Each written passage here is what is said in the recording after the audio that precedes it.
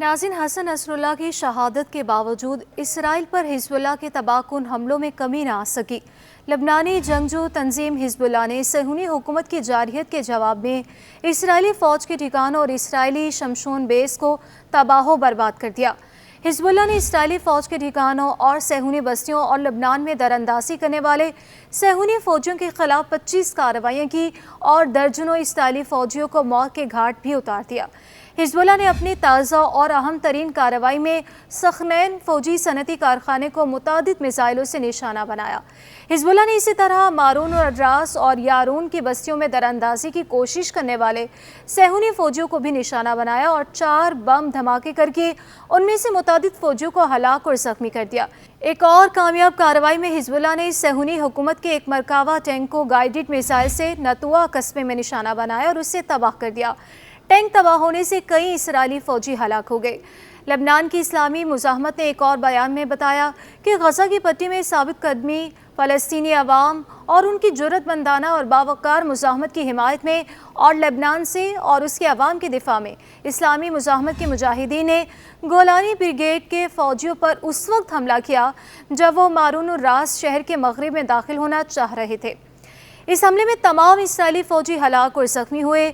Hezbollah ने इतवार को इस सहूनी फ़ौज की शमशोन बेस को धमाका खेज ड्रोन से तबाह करने की खबर दी। ऐलान में कहा गया कि हफ्ते को मकामी वक्त के मुताबिक दोपहर 1 बजे हमने शमशोन बेस पर सहूनी फ़ौज के कमांड स्पोर्ट सेंटर और एरिया स्पोर्ट यूनिट को धमाका खेज ड्रोन से निशाना बनाया, जिसमें इस सहूनी फ़ौज की मुतादिद इमारतों को शदीद नुकसान पहुँचा।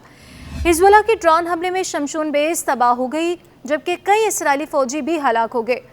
इसके अलावा हिजबुल्लाह ने अलमनारा कस्बे में काबिज सहूनी फ़ौज को भी मिसाइलों से निशाना बनाया और जानी नुकसान भी पहुंचाया।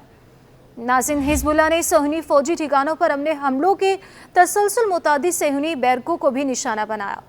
हिजबुल्लाह ने अल राहब बेस के पास सहूनी फ़ौजी बैरक को 2 रॉकेटों से निशाना बनाया।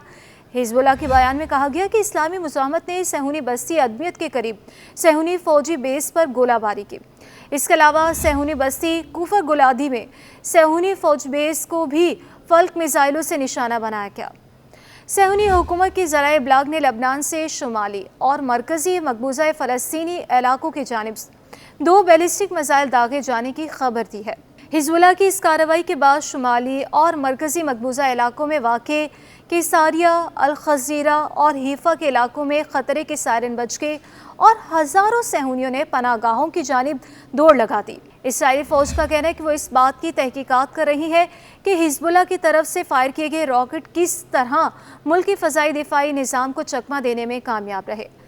जबकि दूसरी जानिब इसराइली वज़ीर-ए-आज़म नेतन्याहू ने फ्रांसीसी सदर की जानिब से इसराइल को हथियारों की फराहमी रोकने के मुतालबे को तौहीन आमेज़ करार दे दिया। फ्रांसीसी सदर की जानिब से इसराइल को हथियारों की फराहमी रोकने के मुतालबे पर नेतन्याहू ने कहा कि फ्रांस की सपोर्ट मिले या ना मिले, दोनों सूरतों में हम जीतेंगे।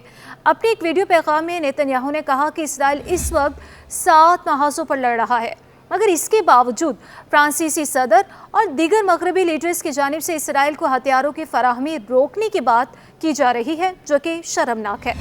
वाज़ेह है, फ्रांसीसी सदर ने गुज़श्ता रोज़ इसराइल को हथियारों की फराहमी रोकने का मुतालबा करते हुए कहा था कि गज़ा में जंग के लिए इसराइल को हथियार देने पर पाबंदी तरजीह होनी चाहिए।